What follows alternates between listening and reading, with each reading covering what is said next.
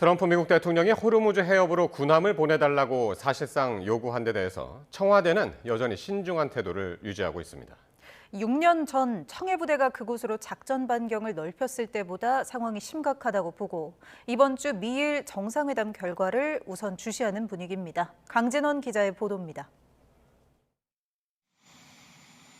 트럼프 미국 대통령의 중동발 안보 청구서에 청와대 내부에선 곤혹스러운 기류가 감지됩니다.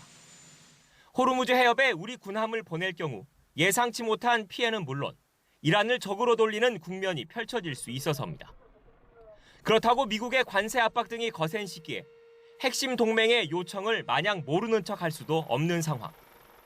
청와대는 당장 결론 짓기보단 미국 측과 소통하며 숙고하겠다는 원론적 입장을 견지하고 있습니다.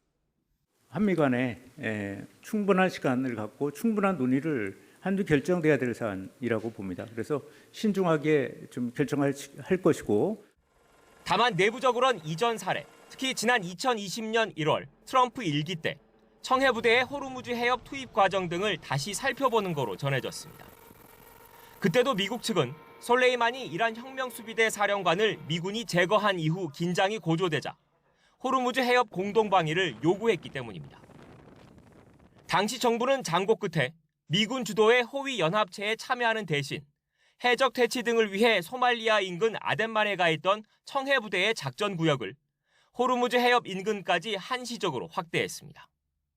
이번 결정을 통해 중동 지역 일대 우리 국민과 선박의 안전을 확보하는 한편 항행의 자유 보장을 위한 국제사회의 노력에도 기여할 수 있을 것으로 기대됩니다.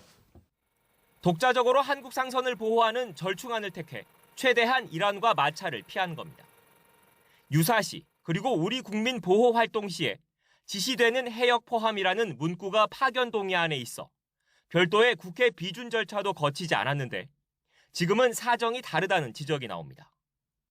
이번 같은 경우에는 실제로 전투 지역에 들어가는 거잖아요. 그렇기 때문에 국회의 재동의를 받아야 되느냐, 그 문제에 대한 고민을 한번 해봐야 되겠다고 생각을 하고요.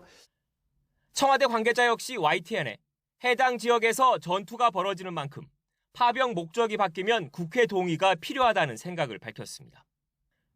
정부 혼자 결정할 사안이 아니란 건데 또 다른 관계자는 이번 주 미일 정상회담의 결과까진 지켜봐야 한다며 로키 기조에 힘을 보탰습니다.